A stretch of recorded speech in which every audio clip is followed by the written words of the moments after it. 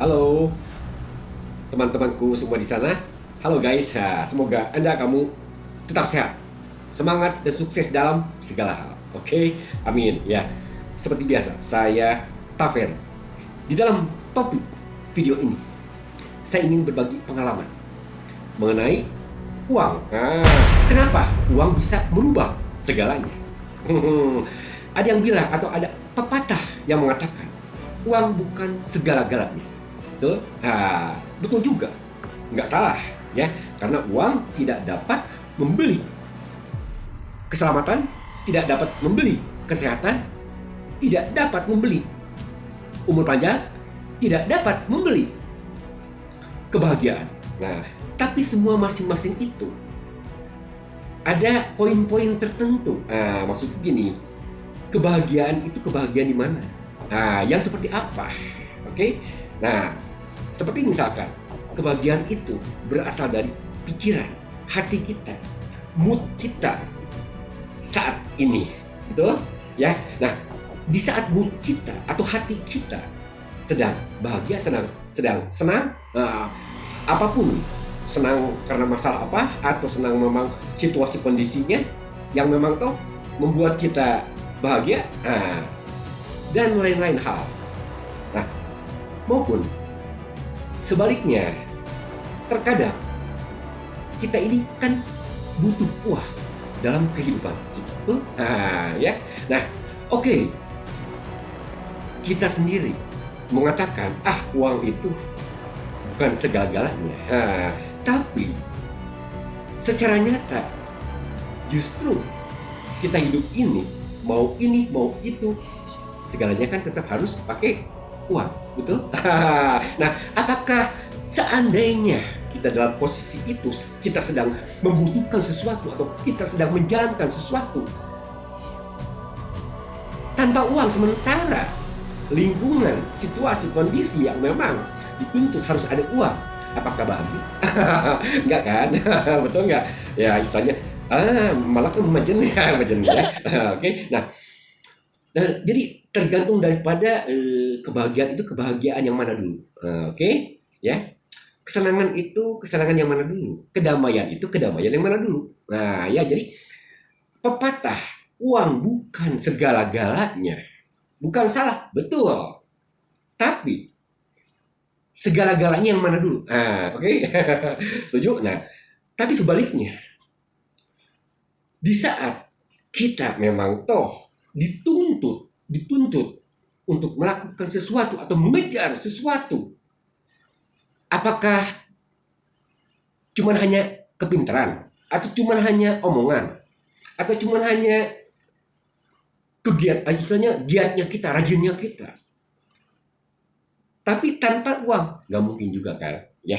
Jadi ibaratkan gini lah, sehebat-hebatnya konsep kita, rencana kita, otak kita untuk mengerjakan sesuatu atau merencanakan sesuatu tanpa uang, nonsen, istilahnya omong kosong, sia-sia, betul? Ya. Nah, jadi kata pepatah itu, uang bukan segala-galanya, ada betulnya, ada tidaknya. Yang disebut segala-galanya apanya dulu, yang disebut tidaknya juga apanya dulu, betul? Oke. Ya, kita lanjut. Nah, itu dasarnya yang tadi. Hati-hati dengan uang, karena uang itu bisa merubah segalanya. Bisa juga bukan segala-galanya, tapi yang mana dulu? Oke, ya. Nah, tapi kebanyakan sih kenyataannya ya segala-galanya. Oke, ya. Ya, kita ini aja. Kita nggak usah munafik lah, ya. Memang istilahnya memang kehidupan dunia seperti ini, gitu. Oke. Yang pertama, hati-hati masalah uang, karena uang dapat berubah segalanya, dari sifat kita sendiri, dari sifat lingkungan sendiri, dari sifat keluarga sendiri. Itu dapat berubah. Percaya? Dapat berubah. Maksud berubah apa? Yang tadinya baik, yang tadinya istilahnya damai, ya, bahagia, senyum-senyum. Coba, ada masalah uang aja, itu segalanya akan berubah. Oke, memang tidak semua.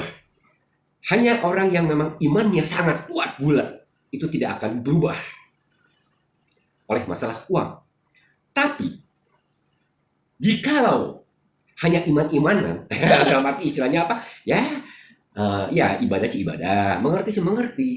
Oke? Nah, tapi kenyataannya di saat kurang uang aja itu akan lain, langsung berubah.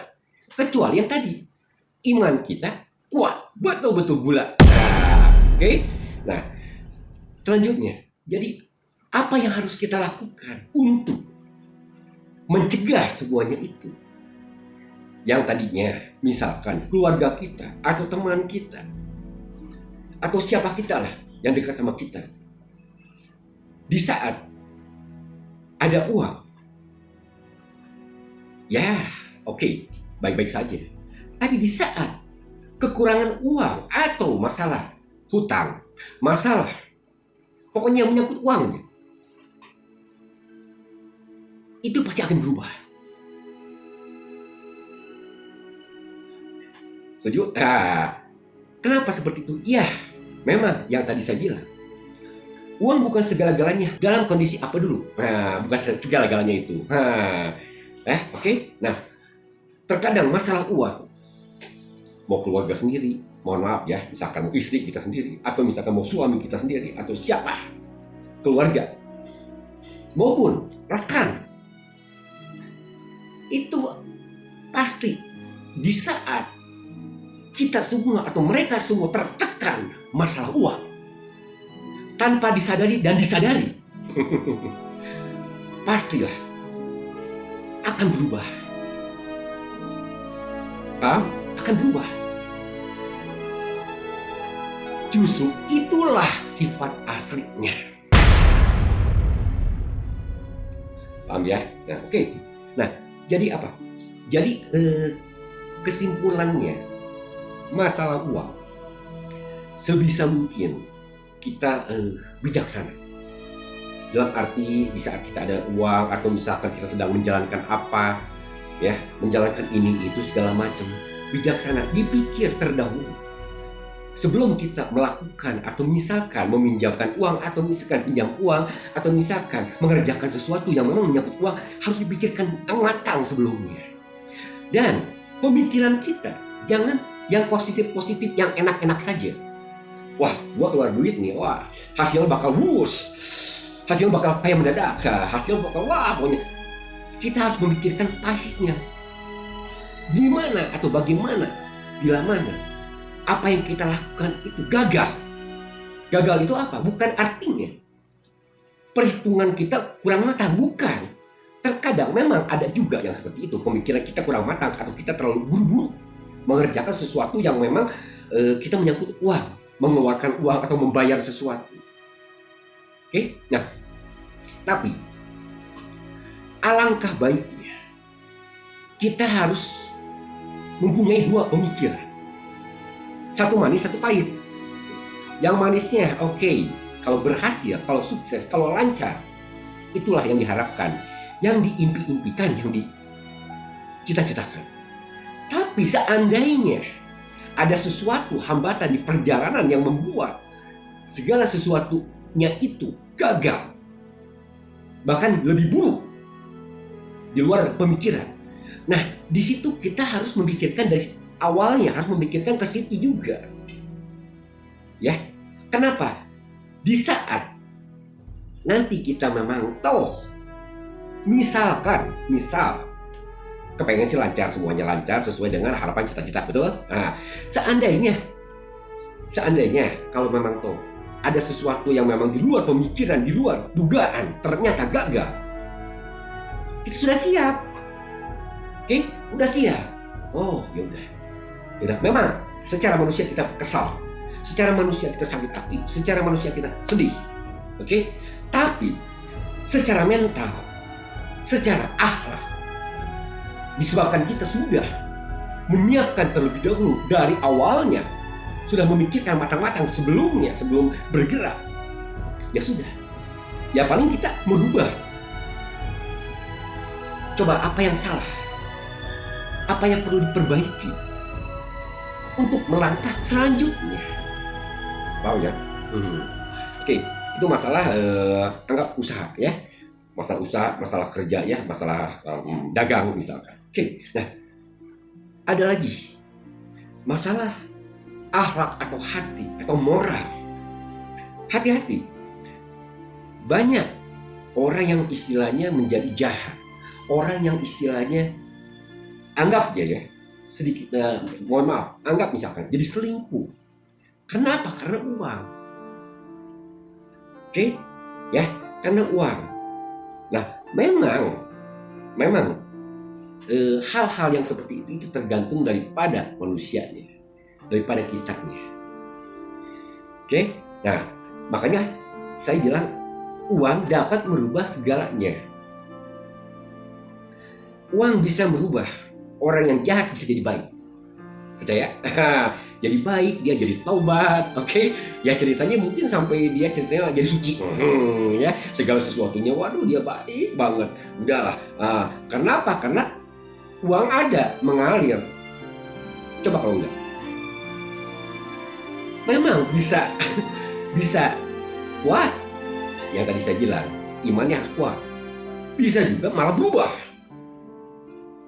jadi jahat, jadi licik, jadi lupa daratan, jadi pikiran gelap ya, mata gelap. Maksudnya mata gelap apa? Bukan kacamata ini ya. Nah, mata gelap itu apa? Atau gelap mata. Yang seharusnya kita menghargai, menghormati, seandainya orang tua atau istri atau suami atau anak atau apa, karena kita pusing, karena kita tertekan, stres karena masalah uang, jadilah lupa daratan, gelap mata. Ini semua tidak dianggap. Ya, mohon maaf. Suami sendiri jadi orang lain, orang lain jadi suami sendiri. Nah, atau misalkan istri sendiri jadi orang lain, istri orang lain jadi istri sendiri. Ya, karena apa? Karena saking gelapnya, mungkin situasi kondisi sudah mentok. Di keluarga gua udah mentok. Ternyata ada nih harapan-harapan orang lain. Udahlah, gua percaya aja ke dia. Hati-hati. Ada juga yang seperti itu. Hati-hati. Ya, hati-hati. Padahal sebetulnya segala sesuatu ujian, anggap ujian. Kita tertekan ya karena gara-gara uang misalnya. Tertekan, sedih. Sebetulnya justru lah kita harus lebih kerap, lebih kuat dengan keluarga. Sharing dan tukar pikiran bagaimana nih solusinya. Oke, ya. Jadi justru dari situlah dasar unsurnya untuk memulihkan segalanya. Bukan jadinya apa? Bencana atau misalkan jadinya kalang kabut. Paham? Oke, bos-bos. Padahal kalau kita lulus daripada ujian itu, lihat aja nanti. Kita lulus daripada ujian masalah uang. Kita tetap baik, tetap bijaksana, ya, tetap menghargai, menghormati orang lain, apalagi keluarga sendiri. Dari situlah yang akan mengharukan hati Tuhan. Jadi Tuhan lihat, ini orang akan diberikan berkelimpahan, kesuksesan, kejayaan, kekayaan. Kenapa seperti itu? Karena sudah kuat. Karena pastilah, walaupun bagaimanapun keadaannya, orang ini akan menghargai, menghormati sesamanya yang berarti, menghargai, menghormati Tuhan kita sendiri. Amin. Oleh sebab itu apa? Pertama, kesimpulan terakhirnya. Pertama ini kita harus betul-betul mempunyai iman yang betul-betul iman yang memang ada pendekatan pribadi dengan Tuhan kita. Minimal ada segala sesuatu pun itu yang menekan kita di dalam dunia ini, Tuhan tetap melindungi, menjaga. Tapi dengan catatan, kita harus ada hubungan pribadi dulu dengan yang di atas. Itu satu. Minimal kita terjaga. Dan minimal dijauhkan hal-hal yang seperti itu tadi. Mau bagaimanapun kita tertekannya, masalah uang, masalah usaha, masalah dagang, masalah materi, itu tidak akan goyah. Tetap kita menghargai keluarga dulu, terutama orang tua dulu, terutama ya. Oke. Selanjutnya tetap kita bersahabat dengan sahabat kita, tetap kita berteman dengan teman kita. Ya, nah itu barulah namanya yang disebut uang bukan segala-galanya itu. Ya, tapi kalau sebaliknya kita kalang kabut, yang tadi saya bilang, itulah justru itu uang segala-galanya. Ya, oke. Ya, oke. Yang pertama kita harus mempunyai iman yang kuat dan ada hubungan pribadi dengan Tuhan kita, ya. Bukan agama KTP, bukan ya. Ya, betul-betul. Yang kedua, setiap kita mau melangkah, melakukan sesuatu, merencanakan sesuatu, harus dipikir matang. Yang tadi saya bilang, harus dipikir dua hal. Bagaimana? Ya kalau berhasil, kalau lancar itu yang diharapkan.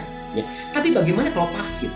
Seandainya ada sesuatu, ada hambatan, hal-hal lain di luar pemikiran, di pertengahan jalan. Nah, kita kan harus siap ke situ juga. Oke? Ya. Itu yang nomor kedua, kita harus betul-betul matang. Yang ketiga, tetaplah segala sesuatu apa yang kita lakukan, apa yang kita langkahi, apa yang kita putuskan, apa yang kita kerjakan, itu semuanya pertama harus mempunyai kesabaran yang kuat, ketabahan, kesadaran, introspeksi diri. Dan satu lagi, tetap menjaga keharmonisan. Mau itu dengan rumah tangga, mau itu dengan orang tua, mau itu dengan saudara-saudara kita sendiri dan teman-teman kita sendiri. Ada yang sebaliknya, hanya karena gara-gara uang, gara-gara kedudukan. Dalam arti ada yang bilang, orang kaya baru, seperti itu kan. Lupa daratan. Jadilah sombong, oke? Jadilah yang tadinya dalam arti ke teman baik ataupun misalkan ke keluarga baik, karena hanya gara-gara uang, itu kita gelap mata, sombong, takabur, oke? Keras kepala, langsung berubah semuanya, ya. Gara-gara uang, bisa juga saudara, adik, kakak, apalagi teman, sahabat bisa jadi musuh. Gara-gara uang itu kan. Ya. Hati-hati, oke? Yang terakhirnya apa? Uang itu dapat menentukan dan dapat membuktikan segalanya. Kita melihat orang dalam keadaan susah, dalam keadaan sulit. Itulah sifat aslinya. Satu lagi, kita melihat orang dalam keadaan dia jaya, kaya, maju, sukses. Itulah sifat aslinya.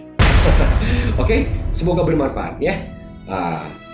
Yang pastinya saya doakan teman-teman semua di sana sehat selalu, tetap bahagia, panjang umur, dan sukses dalam segala hal. Amin.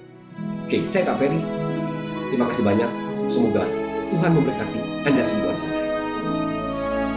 Sampai berjumpa lagi di video mendatang.